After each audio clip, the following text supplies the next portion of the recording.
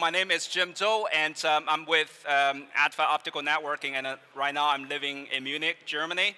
And within global business development, I'm driving some of the new emerging initiatives, including 5G radio access network, and also like quantum secure solutions, etc. Today, just because I know all of you just had a very nice lunch, but actually I'm preparing the main course for you guys, which is composed of 5 key ingredients for your network. So first, the starter of my presentation. So I don't know how many of you guys could recognize this very famous image of a Netflix TV series, right? So that's the Korean TV series, Squid Game. And it's becoming one of the most popular and the biggest hits in the Netflix history. But I don't want to spoil anything about the TV series, but for those who have already seen the TV series, you probably know this game, and also you know what happens to all the guys, pool guys, small guys behind the scene in front of this big, kind of a scary doll. But in my view, I saw those pool guys as the current nowadays telecom operators. And this big doll in front of it is actually Netflix. What does that mean? So right now, all the telecom operators, they're so jealous about Amazon, Netflix earning so much money, and that they simply just provide a huge infrastructure for the end user, right? I mean, of course, it's a joke, but if I ask all of you how you normally these days watch a movie or TV series, probably not over the traditional TV broadcast, most likely internet. Why is that? Just because today, internet is, or more precisely, the telecom infrastructure is literally becoming a utility, which is very similar to our electricity, gas, other energy grids systems. But what's different of the telecom utility, it has a much often or more frequent updates, and also lower and lower subscription price for the new users, especially for the new users. But if you look at the gas or energy, so the price is increasing, and also the facility stays for decades and also more than decades. So that's why for the telecom operators, on the one side, they have to constantly improve their network evolution, but on the other side, they need to look for some new value growth and also additional business markets to drive their kind of sustainable growth. So that's why I want to show you something we have seen, or probably rather not seen, behind this big pipe and also the Squid Game, is that we are now really living in the roaming world. So it's fascinating that more than half of the world's population using phone to access internet, and also more fascinating is that almost about 250 million new mobile users year over year. And then if you look at network share, probably like 10 years ago, people were still using LAN or maybe Wi-Fi at home or in a working place to access internet. But now if you look at the UK, more than 20, so almost 30% of the user frequently accessing internet using the mobile roaming, so the mobile phone instead of the Wi-Fi or LAN connection. But that's on the user side. What's behind the user side is the infrastructure. So typically, especially in Europe, more than 15 and 20% of the telecom operators' revenue is invested into the civil work. The civil work including the fiber trenching, cabling deployments, and also climbing on the mast to deploy the fiber, just because the labor cost in Europe is so high, it consumes a lot of overhead of this infrastructure deployments. And also the pipe is also a money drain, just because I took the quote from BT British Telecom. They estimated that per extra terabit will cost around 50 million pounds, and last year, just because of the COVID lockdown and also the home office, they encountered more than 4 terabit extra data throughputs in their network, and they have to pay for this 4 times 50 million pounds for those things, but they cannot charge the end customer, right? Otherwise, they just encourage the user to their competitors. So it's a tough industry. So what do we do? So just think about selling the goods in the supermarket or in the grocery store. So right now, what the operators do is just providing the grocery and the raw food for the end user. And the end user could be the residential user, but also could be the OTT like Amazon or Netflix. So the value is created by those end users and also those OTT providers or the content providers. But what we want to help as a vendor for the provider is that you could think about the catering service. And what does that mean is that you can bring this added value to your network, you bring your content to your network, and instead of selling the raw goods to your end customer, you can sell the recipe, the menu, and also you could even outsource the cooking for your end user, and the end user just took the delivery, liferando or whatever to the home to your end user. So that's why to doing this kind of catering requires a very different competencies for the operators. So that's why today I just prepared these 5 very key important recipes for the operator how to generate the new values for your network. So I will go by one. So first is the glass, which is fiber, obviously, generating the content, how to bring the content to your network. The general purpose, that's more about disaggregation and the virtualization, and the guaranteed service because of some mission-critical applications for private and enterprise 5G. And the last but not least is the GFOS, and I will talk about that later on. So first is glass, which is fiber, apparently obvious. So if we look at the current mobile network between, this famous breakdown of the RU, DU, and the CU, you could use many transport medium. So not only fiber, but also typically it's microwave for the backhaul and also for kind of a rural area, and also copper fiber for this the tower from the basement of the tower to the antenna on top of the tower. But you really need to see what is the requirement and also the sustainable growth of this front haul or backhaul traffic. Just because within from the backhaul to the front haul, the usual data increase is more than 4 times.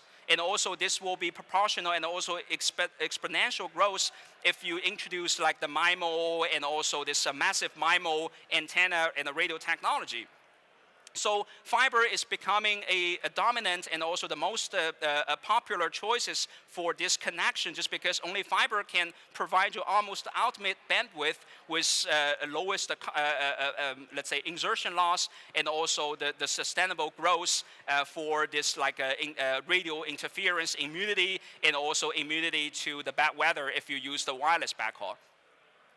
So, but then if we talk about the fiber connectivity, we got a lot of choices. So typically for the access, everyone knows PON, passive optical network, to deploy the fiber to the home for the end user. So this is typically good and also very economic to the residential access. But for radio access, there's some very big challenge, which is this shared bandwidth. So you could save the fiber resource, but on the other hand, you share the bandwidth among your radio antenna, which is very critical and sometimes becomes the bottleneck. And on top of that, just because of this TDM, this time division multiplexing protocol in the PON, it introduced a lot unnecessary latency to your radio link, which is also very critical. But then on the other hand, you have this most straightforward and no-brainer connection method, which is the gray optics. So you just use the dark fiber from every interface to your remote PHY. Okay, so this is very kind of best performance guarantee, but also it's a very costly effort. As I said, investing fiber is a huge kind of capital burden for a lot of operators, especially in the urban area. So that's why the third option is to leverage the traditional DWDM technology to multiplex different traffics on the wavelengths. So the usual DWDM technology is often prohibitive just because of the cost. So that's why if you want to introduce DWDM to the access, you need to think something smart. And that's why we introduce a so-called smart tunable technology. So the network architecture is similar to the traditional DWDM, but what's more, we introduce a self-tuning mechanism to those tunable transceivers, meaning that the operator does not need to take care of the provisioning and also the maintenance of those DWDM modules. Everything is just automated. It's just like a blink of eyes, everything is configured. So then you can think of how simple the deployment will be, and also how simple the operator can provision the link. And also it saves a lot of OPEX, just because you only have one part for every different sites, and it reduces your inventory complexity as well. So a lot of benefits, pay as you grow, and also the passive filters in between, so you don't have any active devices in the fields. So this is one of the solutions that we can help the operator to do. So then the second G is generating the content. So how does that mean? So because if we look at the entire landscape of the current network from the very core to the edge, typically we retrieve the data and we serve the internet from all the way connected to the core. And usually this is like a sensitive, so the price less sensitive area, just because everything is shared within an entire region. But also the latency is very large, usually 100, 200 milliseconds. But if you can push the contents all the way to the edge, what you gain is actually the latency. So for example, the VR gaming, the AR augmented reality, and also all the mission critical IoT stuff. And you can gain a lot of latency all the way to your edge, but on the other hand, the price will going higher and higher, just because you push more cost intensity to your end user. So that's why you really need to take care of the devices of this edge, how you load your contents to your hardware equipment, and how the user is getting this information.